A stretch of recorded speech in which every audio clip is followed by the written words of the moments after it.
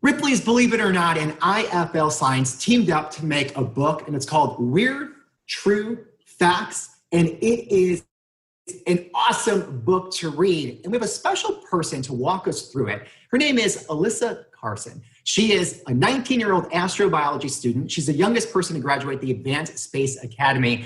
And she has an ambitious mission, and that is to get to Mars. Alyssa, welcome to River City Live. And, you know, it's one of the things that obviously you have an awesome background, but you've actually been featured in some of Ripley's books in the past with all you accomplished. So you're the perfect person to be a spokesperson for this book. Welcome to the show. Yeah, hey, thanks for having me. Yeah, no, it totally is such a perfect little collaboration. You know, I was lucky enough when I was younger to actually go to one of the Ripley's warehouses. We had so much fun looking through like space artifacts. They definitely have some weird stuff there. So it was definitely interesting. And now with their new book, Weird True Facts, just really exciting to be a part of the team and kind of, encourage talking about all the cool space facts and also all of the just weird facts in there in general. And when it comes to STEM, obviously you're all about that and you want to share that message and get it just, to younger kids. And with this book, there's a lot of that when it comes to science and space. And there's other stuff in there too. There's history. But what were some of your favorite articles in there about space?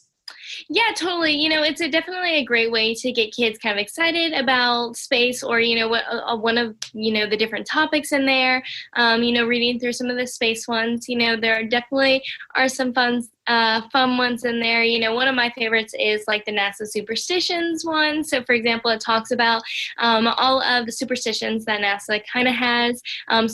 Big one is every astronaut eats the same meal before they launch. So that's steak, eggs, and cake. Never been any different. They eat that same meal. And it's so funny because it definitely connects to everything going on right now, all the recent stuff in the space industry. SpaceX recently had their launch. And it's funny because Bob and Doug, who went up on the SpaceX launch, were actually talking about the steak, eggs, and cake and stuff that they had to eat and all before the lunch. So it's just really cool to see how all these facts, they literally are true because they're happening right as we're reading them.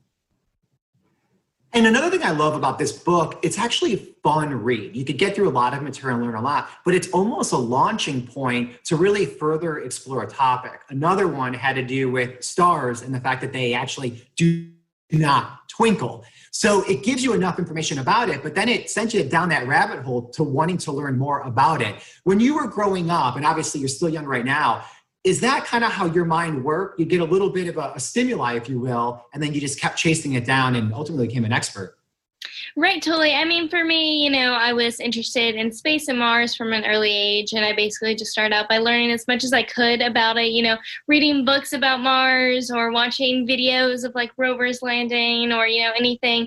But all of that kind of just led me down want to learn more and more and more, and that's kind of something that Space Camp brought for me, was learning all this information about space, and that was an avenue for me to go and explore more as to what I was interested in. But the book definitely does do that. You have all these headlines that jump out at you that you're like, wait, that's not true. And then you can go and read like the little description that gives you to kind of explain it. But then, if it is something that you're interested in, you can definitely dive way deeper into those topics.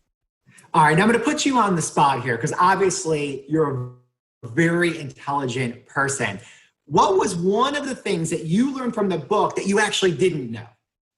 So actually one that I didn't know, it's actually about the Big Bang. And, obviously I've learned about the Big Bang multiple times and just kind of learning about all stuff in the universe. But basically it was saying a lot of like the white noise and static on like TV and like radios and stuff is actually like after noise or like back noise from the Big Bang. And I was like, wait, hold up, what? And so that was super cool to kind of read through that and really really learn something new, because it's basically the universe has everything in it, it has all this energy, all the materials that, exist, and it's constantly bouncing off of each other.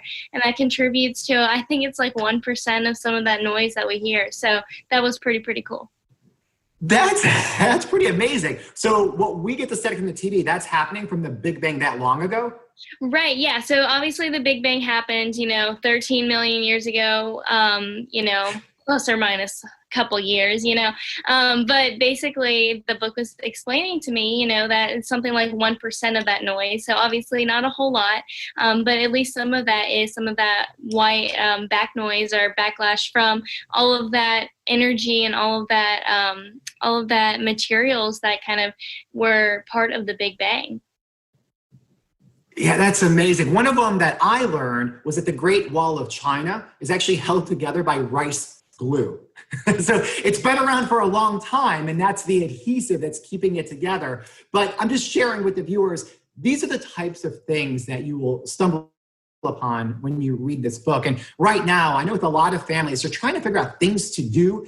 It's summertime. Kids have been kind of stuck home since March. So, open your minds and stimulate them with some pretty cool stuff. And then obviously through this, you could follow up and learn even more. Alyssa, again, one more question, putting you on the spot. For kids at home that are chasing their dreams, what was some of the secrets to your current success that you have right now? Yeah, totally. I would tell any kid who's interested possibly in pursuing a career in space, STEM, or, anything else. It's definitely important to, once you figure out what you want to do, start out in your local area, just look at any sort of opportunities. For me, it was, at first just going to a local library or a science museum or anything like that I had around, and just start learning as much as you can. And while you're going to these places, let's say you're interested in robotics and you go to a robotics competition, tell people you're interested in that, be vocal about your dreams, because you never know where those opportunities are going to come from. So really tell people what you're interested in doing, because even though you may have a dream that sounds crazy, because I know at 3 saying I want to go to Mars was about the most crazy thing I could have picked, but the more I work towards it, the more it's becoming a reality. So really don't be discouraged to kind of go after some of those crazy dreams. Alyssa, thank you so much for all your time and information, and also telling us about WTF. If you want to learn more about this, you go to ripleys.com. And Alyssa, good luck to you in all your future space travels. Thank you so much.